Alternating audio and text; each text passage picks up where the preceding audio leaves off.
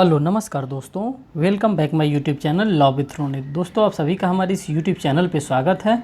साथियों, एक नए वीडियो और एक नए अपडेट के साथ आ रहे हैं जो कि बिहार जुडिशरी से रिलेटेड है। जी हाँ साथियों, इसमें हम बात करेंगे निगोशिएबल इंस्ट्रूमेंट एक्ट 8081 का जो कानून है, इसी के एमसीक्यू सेशंस के बारे में हम यहाँ पे बात करेंगे और एक एक एमसीक्यू सेशन को डील करेंगे। साथियों, इसके एमसीक्यू सेशन को स्टार्ट करने से पहले मैं कुछ बेसिक बातें आपको बता देना चाहता हूँ कि ये निगोशिएबल इंस्ट्रूमेंट होता क्या है, इसके अंतर्गत क्या क्या चीज़ें सम्मिलित होती हैं। तो साथियों, जब हम बात करते हैं निगोशिएबल इंस्ट्रूमेंट एक्ट की, साथियों ये हमारी आदत है, जब कभी भी मैं आपको एमसीक्यू सॉल्व कराता हूं तो कुछ उसके बेसिक टर्म्स एंड कंडीशंस को मैं आपको बता देता हूं कि किस तरह से क्या क्या चीज़ों से ये डील करता है। साथियों, जब हम बात करते हैं किसके बारे में, एनआई एक्ट के बारे में, इसको शॉर्टकट में एनआई एक्ट के नाम से भी जाना जाता है, एनआई एक्ट के नाम से भी जाना जाता है, क्योंकि आपसे कभी भी पूछा जा सकता है कि एनआई एक्ट क्या होता है। तो इसका फुल फॉर्म जो होता है उसको कहा जाता है निगोशिएबल इंस्ट्रूमेंट एक्ट। साथियों, अगर हम निगोशिएबल इंस्ट्रूमेंट एक्ट की बात करते हैं तो ये क्या होता है, ये एक प्रकार का मेथड होता है। किस चीज़ का मेथड होता है साथियों, तो ये पेमेंट का मेथड होता है। और कहाँ पेमेंट हम लोग करते हैं इसके माध्यम से, तो साथियों हम जितने भी बिजनेस ट्रांजेक्शन्स हो सकते हैं, जितने भी हम फ्रीली ट्रांजेक्शन्स करते हैं, वो सब के सब किस चीज़ से करते हैं, हम कहीं ना कहीं निगोशिएबल इंस्ट्रूमेंट का ही सहारा लेते हैं और उसी के माध्यम से हम यहाँ पे पेमेंट करते हैं। जैसे अगर हम बात करते हैं निगोशिएबल इंस्ट्रूमेंट के अंतर्गत क्या क्या आएगा, तो साथियों तो निगोशिएबल इंस्ट्रूमेंट के अंतर्गत हम देखते हैं तो सबसे पहले हमारे पास क्या आता है साथियों, तो हमारे पास सबसे पहले चेक आता है। क्या आता है, हमारे पास चेक आता है। चेक बुक से हम क्या करते हैं, हम कहीं ना कहीं पेमेंट करते हैं। आदमी कहता है कि चेक बुक फाड़ कर दे दीजिए, चेक बुक काट करके दे दीजिए, चेक बुक से हम पेमेंट करते हैं। जो हमारा बैंक ड्राफ्ट होता है, बैंक का अगर हम जो डीडी बनवाते हैं, डिमांड ड्राफ्ट होता है या बैंक ड्राफ्ट होता है, हम बैंक ड्राफ्ट से भी क्या कर सकते हैं, कहीं ना कहीं पे पेमेंट कर सकते हैं, या फिर इसको हम लोग डीडी कहते हैं, डिमांड ड्राफ्ट होता है, इससे भी हम क्या करते हैं, ये भी एक पेमेंट का एक अच्छा साधन माना जाता है। इसको भी निगोशिएबल इंस्ट्रूमेंट एक्ट के अंतर्गत ही कंसिडर किया जाता है। नेक्स्ट हमारे पास क्या आता है साथियों, हमारे पास BOB आता है, BOE आता है, मीन्स कि बिल ऑफ एक्सचेंज आता है। और इसके भी माध्यम से हम क्या करते हैं, अपने ट्रांजेक्शन्स को एक आदमी से लेकर के दूसरे आदमी को हम क्या करते हैं, इसमें अपने ट्रांजेक्शन्स को करते हैं। साथ ही साथ इसके अंतर्गत और क्या आता है, अगर हम निगोशिएबल इंस्ट्रूमेंट की बात करते हैं तो इसमें साथियों हमारे पास प्रोमिजरी नोट आते हैं। क्या आते हैं, प्रोमिजरी नोट्स भी आते हैं। और ये भी क्या होता है, एक प्रकार के ट्रांजेक्शन्स का ये भी जरिया होता है। तो साथियों, आप सभी लोगों ने इन सभी चीज़ों को देखा और इन्हीं सभी चीज़ों के बारे में हम इस वीडियो में एनालिसिस करेंगे। कहीं ना कहीं हमें चेक देखने के लिए मिलेगा, कहीं ना कहीं हमें बैंक ड्राफ्ट देखने के लिए मिलेगा, कहीं ना कहीं हमें डीडी देखने के लिए मिलेगा, कहीं हमको बैंक ऑफ एक्सचेंज देखने के लिए मिलेगा और कहीं ना कहीं हमको प्रोमिजरी नोट देखने के लिए मिलेगा। तो इन टोटलिटी अगर कहा जाए तो ये सारी चीज़ों के बारे में हमको इस निगोशिएबल इंस्ट्रूमेंट एक्ट के अंतर्गत पढ़ना होता है। साथियों, अगर हम बात करते हैं निगोशिएबल इंस्ट्रूमेंट एक्ट आया कब, तो इसके आने का जो टाइम दिया गया है तो वो इसका नाम है द निगोशिएबल इंस्ट्रूमेंट एक्ट 1881 का। ये 1881 का कानून है। साथियों सोचिए, कहीं ना कहीं आपके आईपीसी के समकालीन का ये कानून बना है और ये कानून आज भी चला आ रहा है। उस समय अंग्रेजों के द्वारा जो भी कानून बनाया गया था वो कानून आज तक चला आ रहा है। तो ये आप समझ सकते हैं कितना ये वैल्यूएबल चीज़ होगा। साथियों, अगर हम बात करते हैं टाइप्स ऑफ चेक के बारे में, अभी तो आप लोगों ने देख लिया कि चेक क्या होता है। अभी तो मैंने आपको चेक के बारे में बताया, फिर बैंक ड्राफ्ट के बारे में बताया, फिर डीडी के बारे में बताया, फिर बैंक ऑफ एक्सचेंज के बारे में बताया। अब मैं आपको थोड़ा सा यहाँ पर बताना चाहता हूँ, अब क्या मैं आपको बताना चाहता हूँ, अब यहाँ पे मैं आपको टाइप्स ऑफ चेक के बारे में बताना चाहता हूँ कि कितने प्रकार के किस किस टाइप के चेक होते हैं। आपके पास कभी चेक आता है, कभी चेक से रिलेटेड कोई मामला आपके पास आ जाता है तो आप क्या बताएंगे कितने प्रकार का। साथियों, सबसे तो पहले हमारे पास ओपन चेक होता है। कौन सा चेक होता है, ओपन चेक होता है। और ओपन चेक क्या होता है, इस चेक को हम क्या कहते हैं, a cheque is called open cheque when it possible to get cash over the counter at the bank. इससे हम क्या करते हैं, हम काउंटर पर जाते हैं, इसको दे करके हम पैसा बजा लेते हैं। इसको क्या कहा जाता है, इसको ओपन चेक के नाम से जाना जाता है।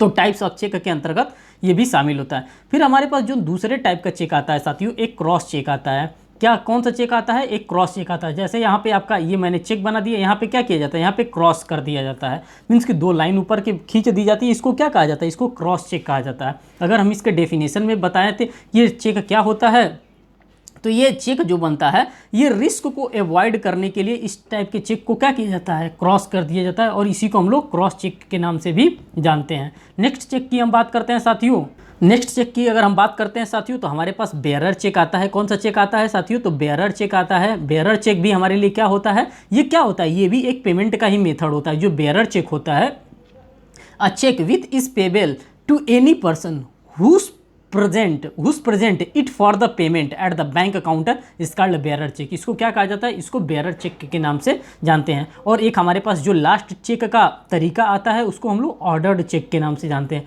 किस चेक के साथियों नाम से जानते हैं? तो ऑर्डर्ड चेक के नाम से जानते हैं। आपके प्रिलिमिनरी एग्जामिनेशन में यही पूछा जाएगा कि कितने टाइप के चेक हो सकते हैं। तो साथियों, अगर चेक की टाइप के पूछेगा तो आपके पास 4 प्रकार के चेक हो सकते हैं, 1 2 3 4। पहला आपके पास ओपन चेक हो सकता है, दूसरा आपके पास क्रॉस चेक हो सकता है, तीसरा आपके पास बेयरर चेक हो सकता है, और चौथा आपके पास ऑर्डर चेक हो सकता है। तो चेक से रिलेटेड अगर कोई भी चीज़ पूछता है तो आपके पास ये फीचर्स हो सकते हैं। आप क्या कर सकते हैं? चेक के बारे में आप डिफाइन कर सकते हैं। जब हम MCQ सॉल्व करेंगे साथियों, तो वहाँ पे कहीं ना कहीं ये सारी चीज़ों को हमको देखने के लिए एक्सपेंडेड फॉर्म में आपको मिलेगा। अब साथियों, यहाँ पे हम इसके MCQ सेशन को स्टार्ट करते हैं और MCQ सेशन के अंतर्गत हम देखते हुए चलेंगे। अगर इसी को हम हिंदी में बताएं साथियों, अगर मैं सबसे पहले हिंदी में बताने से पहले मैं आपको एक चीज़ और यहाँ पे क्लियर कर देना चाहता हूँ। ये जो अधिनियम है, ये जो एक्ट बनाया गया, कौन सा एक्ट? तो जो निगोशिएबल इंस्ट्रूमेंट एक्ट बनाया गया है साथियों, इसमें टोटल 17 अध्याय हैं। मीन्स की अध्याय का मतलब होता है चैप्टर। इसमें टोटल 17 चैप्टर हैं एंड 148 धाराएँ हैं। कितने धाराएँ हैं साथियों? 148 धाराएँ हैं। और इसमें सबसे अगर इंपॉर्टेंट धारा कहा जाता है तो कौन होता है? तो साथियों 138 NI एक्ट का 138 नंबर का धारा आपके लिए इंपॉर्टेंट होता है। और इस धारा से रिलेटेड बहुत ही ज़्यादा आपके एग्जामिनेशन में क्वेश्चन भी पूछे जाते हैं।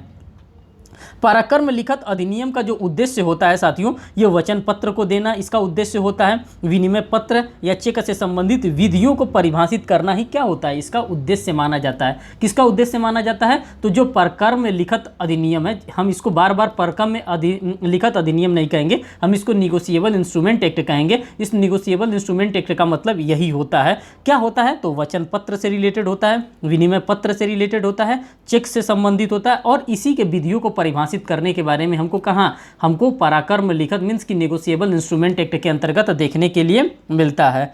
ठीक, अब हम इसके एक MCQ क्वेश्चन को यहाँ पे डील करेंगे। पहला MCQ जो कह रहा है, निगोशिएबल इंस्ट्रूमेंट अधिनियम 1881 प्रवृत्त हुआ था। तो साथियों कब हुआ था? तो 1 मार्च 1882 को इसका क्या हुआ था? इसका प्रवर्तन हुआ था, इसका इन्फोर्समेंट हुआ था। आप लोग यहाँ पर ऑब्जर्व करते हुए एक एक क्वेश्चन को चलेंगे। ये 1 लाइनर क्वेश्चन है और ऐसे ही एज यूजुअल आपके एग्जामिनेशन में पूछा जाएगा। और आप देख भी सकते हैं, ये बिहार APU 2014 का ये क्वेश्चन भी खुद रहा है। नेक्स्ट कह रहा है कि निगोशिएबल इंस्ट्रूमेंट एक्ट का उद्देश्य है। इसका उद्देश्य साथियों क्या है? इसका जो उद्देश्य है मैंने आपको ऑलरेडी बता दिया है। ये वचन पत्र के लिए होता है, विनिमय पत्र के लिए होता है, चेक केसेस से संबंधित होता है, और विधि को इसको इन्हीं सभी की विधियों को क्या करता है? हमारा निगोशिएबल इंस्ट्रूमेंट एक्ट परिभाषित करता है, जिसमें मैंने आपको ऑलरेडी ये सारी चीज़ें बता दिया है। ये चेक से डील करता है, बिल ऑफ एक्सचेंज से डील करता है, बैंक ड्राफ्ट से डील करता है, डिमांड ड्राफ्ट से ये डील करता है। इन सभी चीज़ों से हमारा क्या करता है? हमारा जो पराक्रम लिखित है, जो निगोशिएबल इंस्ट्रूमेंट एक्ट है, ये इन्हीं सभी चीज़ों से डील करता है। तो इसका करेक्ट ऑप्शन यहाँ पे A मार्क किया जाएगा। नेक्स्ट क्वेश्चन की अगर हम बात करते हैं दोस्तों, तो कह रहा है कि निगोशिएबल इंस्ट्रूमेंट एक्ट के अच्छे उदाहरण है। तो निगोशिएबल इंस्ट्रूमेंट एक्ट के अच्छे उदाहरण कौन है? इसमें वचन पत्र आएगा, चेक आएगा और विनिमय पत्र आएगा। ये सभी के सभी क्या होते हैं? ये सभी के सभी कहीं ना कहीं निगोशिएबल इंस्ट्रूमेंट एक्ट के अच्छे उदाहरण के तौर पे माने जाते हैं। और इसी टाइप के आपके एग्जामिनेशन में क्वेश्चन पूछे जाएंगे अगर निगोशिएबल इंस्ट्रूमेंट एक्ट से क्वेश्चन डील किए जा रहे हैं। तो नेक्स्ट कह रहा है कि निगोशिएबल इंस्ट्रूमेंट एक्ट दिवस मनाया जाता है। तो ये इसका एक डे है।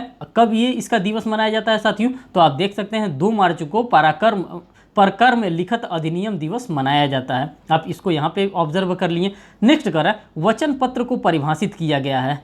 निगोशिएबल इंस्ट्रूमेंट अधिनियम 1881 की किस धारा के अंतर्गत परिभाषित किया गया साथियों? तो धारा 4 के अंतर्गत इसको परिभाषित करने का प्रयास किया जा रहा है। और धारा 4 के अंतर्गत हमको क्या देखने के लिए मिलता है? तो धारा 4 के अंतर्गत हमको साथियों वचन पत्र देखने के लिए मिलता है। और वचन पत्र एक ऐसा लेखबद्ध लिखित है जिसमें एक निश्चित व्यक्ति को या उसके आदेशानुसार या उस लिखित के वाहन को धन की एक निश्चित राशि संदत्त करने का उसके रचयिता द्वारा हस्ताक्षरित वचनदाता अंतर्विष्ट होता है। उस पर क्या होता है? उस पर किसी के द्वारा वचन पत्र पे लिख करके उसका हस्ताक्षर करके यहाँ पे आपको दिया जाता है। और ये आपको कहाँ देखने के लिए मिलता है?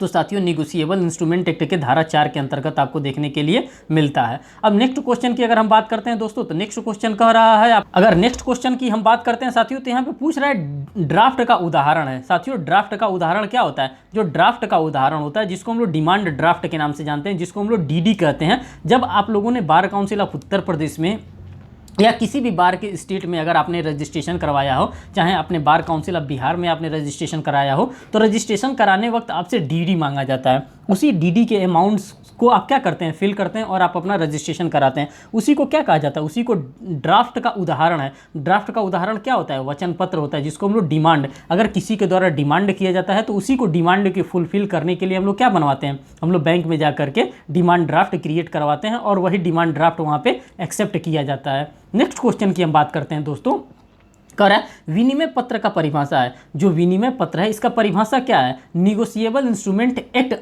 एक्ट में कहाँ पर इसकी परिभाषा को दिया गया है? तो साथियों इसका करेक्ट आंसर सेक्शन नंबर 5 है और सेक्शन नंबर 5 के अंतर्गत दिया गया। किस चीज़ के बारे में दिया गया है साथियों? तो विनिमय पत्र के अंतर्गत सेक्शन नंबर 5 में दिया गया है, जिसको हम लोग इंग्लिश में बिल ऑफ एक्सचेंज के नाम से भी जानते हैं, जिसको हम BOE के नाम से भी शॉर्टकट में जानते हैं। साथियों अगर हम बिल ऑफ एक्सचेंज के बारे में थोड़ा सा आपको बताना चाहेंगे, तो इसको विनिमय पत्र कहा जाता है। बिल ऑफ एक्सचेंज को परिभाषित करती है कहाँ? तो धारा 5 के अंतर्गत बिल ऑफ एक्सचेंज को परिभाषित करती है। विनिमय पत्र का कोई नमूना अधिनियम में नहीं बताया गया। इसका किसी भी प्रकार का कोई भी फॉर्मेट नहीं होता है। किसका? जो विनिमय पत्र होता है, बिल ऑफ एक्सचेंज होता है, इसका किसी भी प्रकार का कोई भी फॉर्मेट नहीं होता है। जैसे हमारे पास चेक का एक फॉर्मेट होता है, डीडी का एक फॉर्मेट होता है, उसी तरह से विनिमय पत्र का हमारे पास किसी भी प्रकार का कोई भी फॉर्मेट नहीं होता है। आगे कह रहा है कि लिखत, जो भी इसमें इंस्ट्रूमेंट बनाया जाता है, लिखत जो प्रतिग्रहिता के समक्ष भुगतान के लिए प्रस्तुत किए जाने पर भी उन्मोचित नहीं होता है, विनिमय पत्र है। इसको क्या कहा जाता है? इसको विनिमय पत्र के नाम से हम लोग जानते हैं।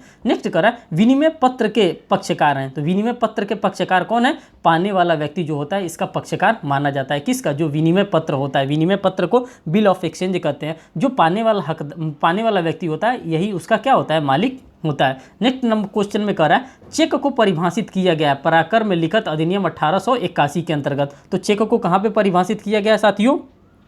तो चेक को परिभाषित धारा 6 के अंतर्गत आपको चेक को परिभाषित किया गया। अगर हम चेक की बात करते हैं साथियों, तो चेक क्या होता है? ये एक प्रकार से हमको बैंक के द्वारा क्या किया जाता है? एक प्रोवाइड किया जाता है।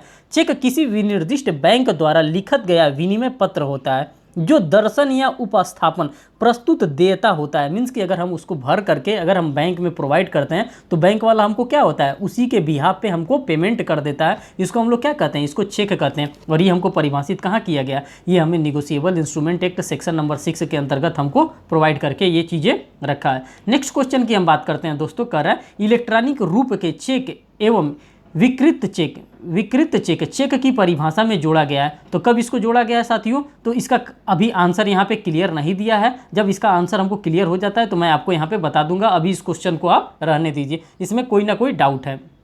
नेक्स्ट क्वेश्चन को करा क्वेश्चन नंबर 11 में शब्दावली इलेक्ट्रॉनिक प्रारूप में चेक निगोशिएबल इंस्ट्रूमेंट अधिनियम 1881 में परिभाषित हुआ। तो कब परिभाषित हुआ? तो धारा 6 के क्लॉज 1A में स्पष्टीकरण में इसको क्या किया गया? इसको यहाँ पे परिभाषित किया गया। और ये आपके लिए इंपॉर्टेंट क्वेश्चन बन जाता है क्योंकि छत्तीसगढ़ जुडिशरी में पूछा गया था। जहाँ जहाँ आपके एग्जामिनेशन में आने वाला जो क्वेश्चन होगा उस क्वेश्चन पे मैं थोड़ा सा फोकस्ड रहूँगा।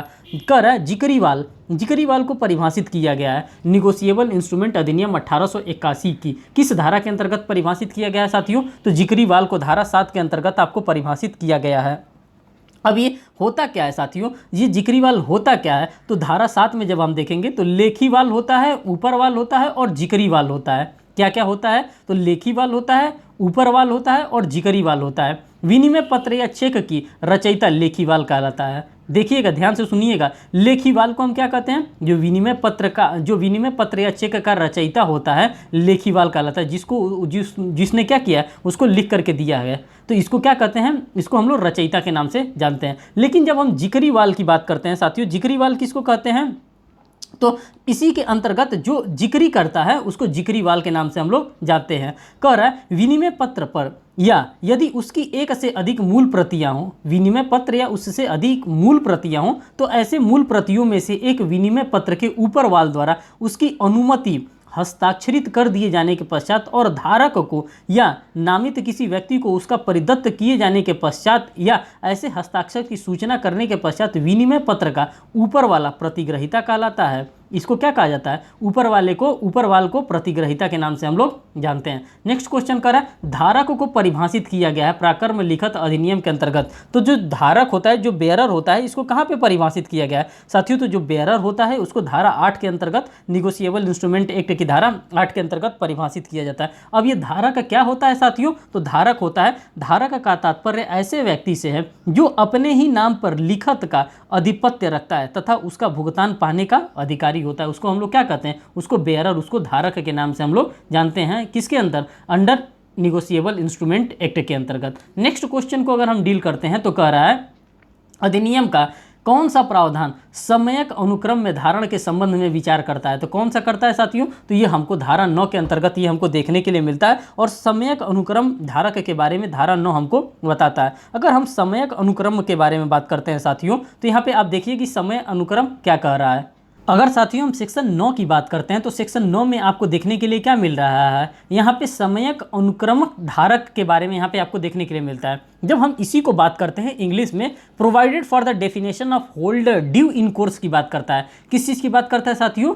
ड्यू इन कोर्स के बारे में हमको बात करता है। तो यहाँ पे आप लोगों ने ये देख लिया। अगर इसमें हम इंग्लिश में बात करेंगे, holder in due course means any person become the promisor of a promisee note, bill of exchange or check if payable to bearer or the pay or endorsee who for thereof if payable to the order by the purchasing it before the amount mentioned in the becomes payable।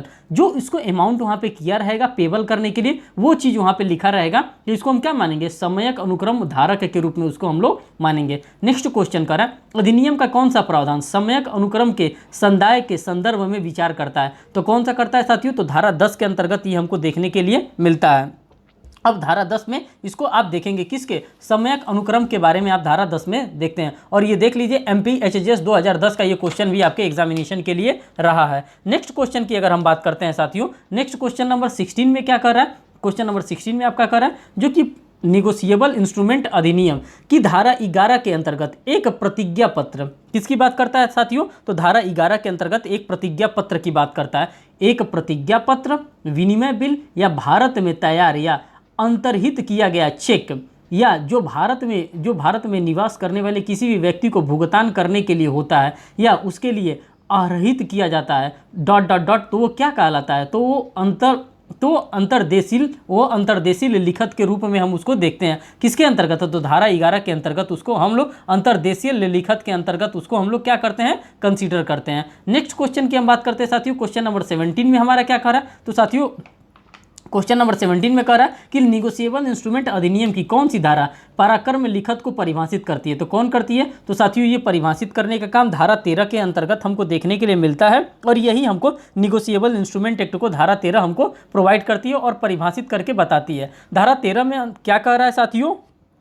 तो negotiable instrument के अंतर्गत वचन पत्र, विनिमय पत्र या check आता है। इसके अंतर्गत क्या आता है? इसके अंतर्गत चेक आता है और ये बार बार क्वेश्चन आपसे देखने के लिए मिल रहा है। आप देखिए बिहार जे 2013 के एग्जामिनेशन में इस क्वेश्चन को रेज भी किया गया था। नेक्स्ट क्वेश्चन की हम बात करते हैं दोस्तों, क्वेश्चन नंबर 18 में कह रहा है कि निगोशिएबल इंस्ट्रूमेंट एक्ट 1881 की धारा 13 के अनुसार इनमें से कौन सा निगोशिएबल इंस्ट्रूमेंट नहीं है? तो किसको निगोशिएबल इंस्ट्रूमेंट के अंतर्गत नहीं माना गया है साथियों? तो जो ऋण का लिखत होता है इसको किसी भी प्रकार से निगोशिएबल का इंस्ट्रूमेंट नहीं माना है और ये आप लोगों ने पहले ही देख लिया। वचन पत्र को माना जाता है, चेक को माना जाता है और विनिमय पत्र को माना जाता है निगोशिएबल इंस्ट्रूमेंट। लेकिन जो ऑप्शन ए है इसको निगोशिएबल इंस्ट्रूमेंट के अंतर्गत कंसीडर नहीं किया जाता है। नेक्स्ट क्वेश्चन की बात करें, अधिनियम का कौन सा प्रावधान पाठ्यांकन को परिभाषित किया गया है? तो किसको, कौन सा प्रावधान है साथियों? तो 19 का आपका करेक्ट आंसर बी हो जाएगा और ये धारा 15 के अंतर्गत हमको पृष्ठांकन के बारे में दिया जाता है। अगर हम बात करते हैं पृष्ठांकन की, जबकि निगोशिएबल इंस्ट्रूमेंट एक्ट का रचयिता या धारक ऐसे रचयिता के रूप में हस्ताक्षर करने से अन्यथा जो पराक्रम है मीन्स जो निगोशिएबल के प्रयोजन के लिए उसके पृष्ठ पर या मुख्य भाग पर या उससे आबद्ध कागज की पर्ची पर हस्ताक्षर करता है या पराक्रम लिखत के रूप में पूर्ति किए जाने के लिए आशयित स्टाम्प पत्र या उसी प्रयोजन के लिए ऐसे हस्ताक्षर करता है, तब यह कहा जाता है कि उसने पृष्ठांकन किया है। तब उसको क्या माना जाता है धारा 15 के अंतर्गत कि हाँ उसने उस पे पृष्ठांकित कर दिया है। नेक्स्ट क्वेश्चन की हम बात करते हैं। निगोशिएबल इंस्ट्रूमेंट एक्ट की धारा 16 परिभाषित करती है। तो साथियों धारा 16 क्या परिभाषित करती है? इन फुल और इन ब्लैक समर्थन को क्या करती है? परिभाषित करती है। और ये AIBE एग्जामिनेशन में ये पूछा जाने वाला क्वेश्चन है। Question number 20। क्वेश्चन नंबर 21 को हम यहाँ पे देखते हैं साथियों। क्वेश्चन नंबर 21 कह रहा है कि निगोशिएबल इंस्ट्रूमेंट अधिनियम की कौन सी धारा स्टाम्पित अधूरी लिखत को परिभाषित करती है? तो कौन सी करती है साथियों? तो धारा 20 के अंतर्गत हमको यहाँ पे देखने के लिए मिलता है। यहाँ पे किस चीज़ की बात करता है? इनक्वाइट इंस्ट्रूमेंट की बारे में बात करता है। इसको हम लोग क्या कहते हैं?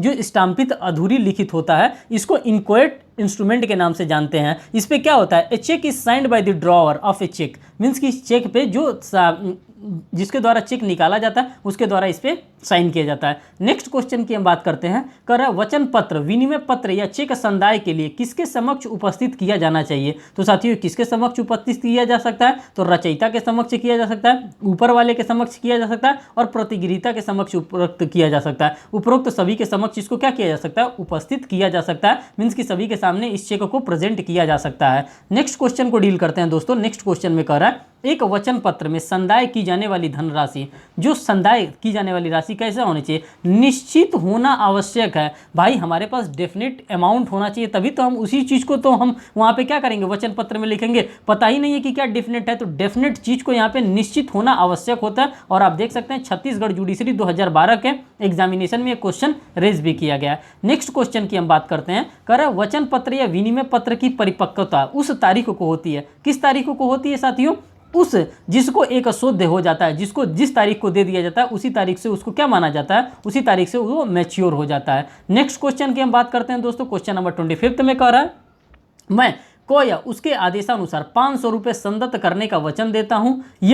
यह कौन कर रहा है? वचन पत्र है। इसको क्या कहा जाता है? इसको वचन पत्र के नाम से जाना जाता है। जब कभी भी आप 100 का नोट चाहे 200 का नोट देखेंगे चाहे 500 का, तो उस पर लिखा रहता है मैं धारा को 500 रुपये देने का वचन करता हूं। तो वही वचन पत्र के रूप में हम लोग उसको क्या करते हैं? इस्तेमाल करते हैं। नेक्स्ट क्वेश्चन नंबर 26 को देखिए। कह रहा है वचन पत्र अथवा विनिमय पत्र पर ब्याज दर होगा। कितने % का ब्याज दर होगा? तो पक्षकारों के बीच अभिव्यक्त रूप से निर्धारित दर से यहाँ पे क्या होगा? यहाँ पे आपको ब्याज दर देने की बात कही जा रही है। नेक्स्ट क्वेश्चन को हम डील करते हैं। नेक्स्ट क्वेश्चन कह रहा है कि किसी वचन पत्र, विनिमय पत्र या चेक की रचना या उसकी प्रतिगृहीता या पृष्ठांकन पूरा हो जाता है। कब हो जाता है? तो वास्तविक या आणविक परिधान के द्वारा ये सारी चीज़ों को क्या किया जा सकता है? वहाँ पे पूरा किया जा सकता है। नेक्स्ट क्वेश्चन की हम बात करते हैं। विनिमय पत्र या चेक का रचयिता कहलाता है, तो उसको क्या कहा जाता है साथियों? तो उसको लेखीवाल के नाम से हम लोग जानते हैं। अगर आप हिंदी में क्वेश्चन देखेंगे तो उसको लेखीवाल के नाम से आपको आंसर मार्क करना पड़ेगा। नेक्स्ट क्वेश्चन कर रहा है विनिमय पत्र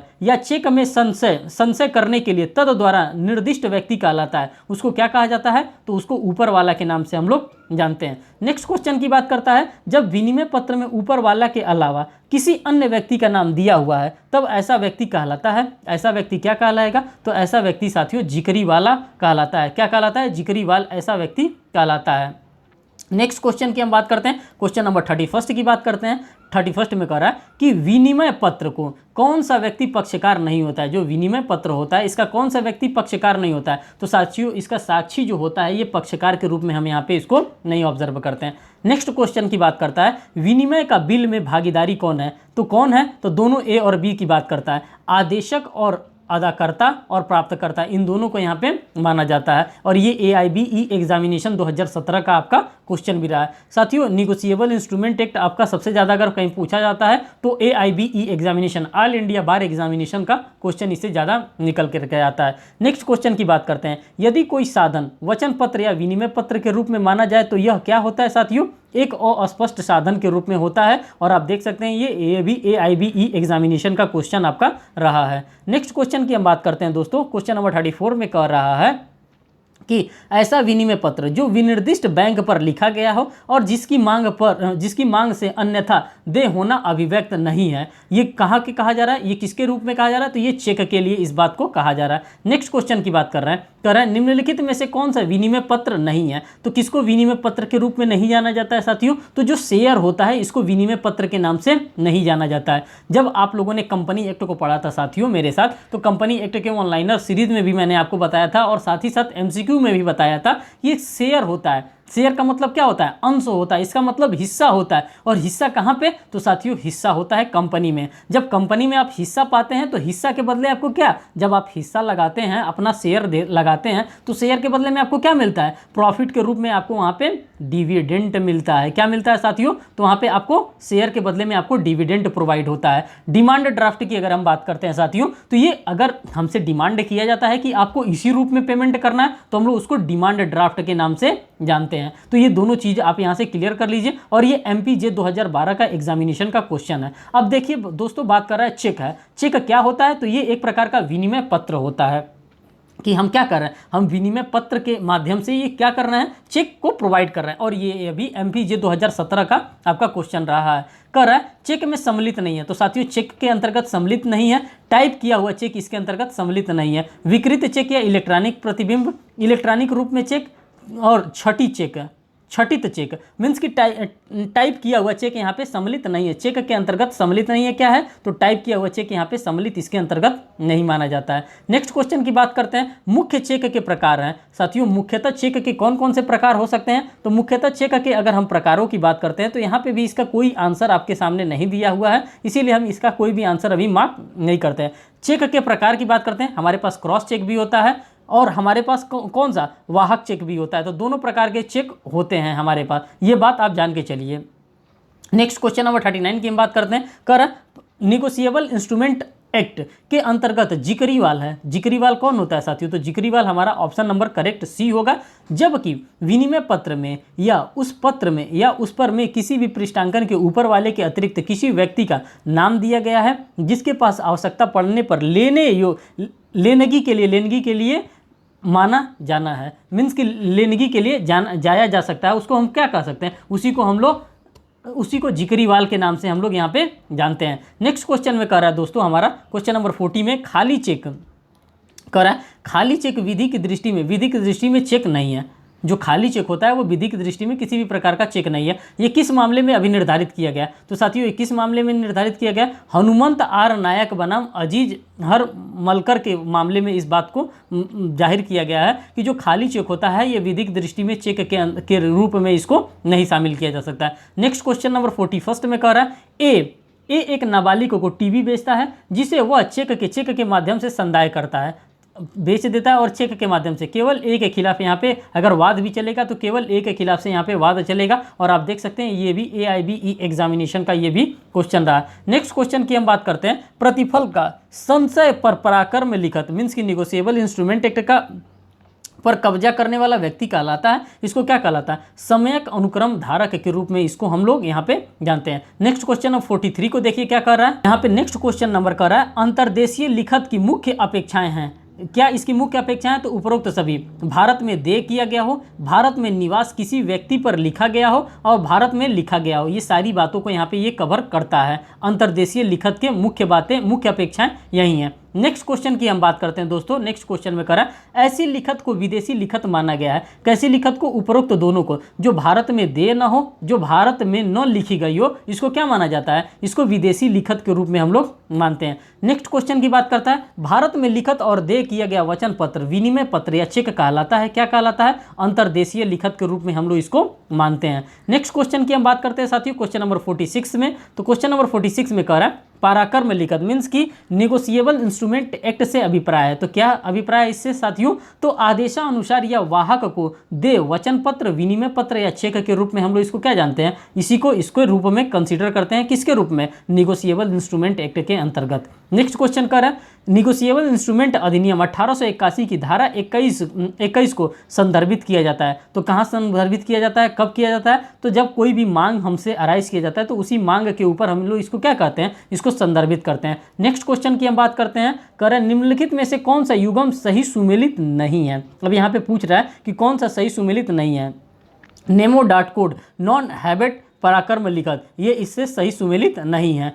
अगर हम निगोशिएबल इंस्ट्रूमेंट की बात करते हैं तो ये एक क्या होता है, एक कागज का टुकड़ा होता है। पराक्रम की बात करते हैं, अपने बल पर शामिल संपत्ति का अर्जन होता है। और पराक्रम लिखत का साधारण दाय द्वारा हस्तांतरण होता है। और आप देख सकते हैं ये यूजीसी मीन्स की यूनिवर्सिटी ग्रांट कमीशन 2013 का भी ये क्वेश्चन रहा है। नेक्स्ट क्वेश्चन की हम बात करते हैं दोस्तों, यदि निगोशिएबल इंस्ट्रूमेंट को अस्वीकार किया जाता है तो वह पक्षकार निम्नलिखित को मुआवजा अदा करेगा। मुआवजा देने के लिए बाध्य होगा। धारक का पृष्ठांकित, अगर उसने उस पर पृष्ठांकित कर दिया है, कुछ लिख दिया, तो वो मुआवजा देने के लिए क्या होगा, यहाँ पे लाइबल होगा। नेक्स्ट क्वेश्चन की हम बात करते हैं, बैंकर से संबंधित नहीं है। तो साथियों बैंकर से संबंधित कौन नहीं है, सरकारी जो कोषागार होता है ये बैंकर से संबंधित नहीं होता है। नेक्स्ट क्वेश्चन की हम बात करते हैं, बैंकर के संबंध में कौन सी बात सही नहीं है। अगर बैंकर से हम रिलेटेड है तो कौन सी बात सही नहीं है, वह जनता की निस्वार्थ सेवा करता हो, ये बात यहाँ पे बैंकर के रूप में ये सही नहीं है। नेक्स्ट क्वेश्चन की हम बात करते हैं दोस्तों, कर बैंकर के अंतर्गत आता है। तो बैंकर के अंतर्गत कौन आता है, उपर्युक्त दोनों आते हैं।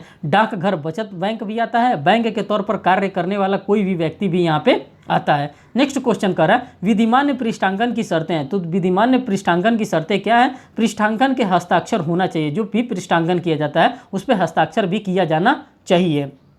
नेक्स्ट क्वेश्चन की बात करते हैं, क्वेश्चन नंबर 54 में कर रहा है, निरंक पृष्ठांकन उसे कहा जाता है जिसमें पृष्ठांकन किस प्रकार से किया जाता है, केवल अपना हस्ताक्षर करके करना होता है। इसी के बारे में ये बात कर रहा है। निरंक पृष्ठांकन का पूर्ण पृष्ठांकन में क्या होता है, तो ये संपरिवर्तन हो सकता है। ये क्या हो सकता है साथियों, तो ये एक प्रकार से संपरिवर्तन हो सकता है। नेक्स्ट क्वेश्चन की हम बात करते हैं, नेक्स्ट क्वेश्चन नंबर 56 में कह रहा है कि लोक अवकाश दिन से तात्पर्य। लोक अवकाश दिन से तात्पर्य क्या होता है साथियों, तो इसका करेक्ट आंसर डी होगा। बी और सी इसका दोनों होगा, रविवार होगा।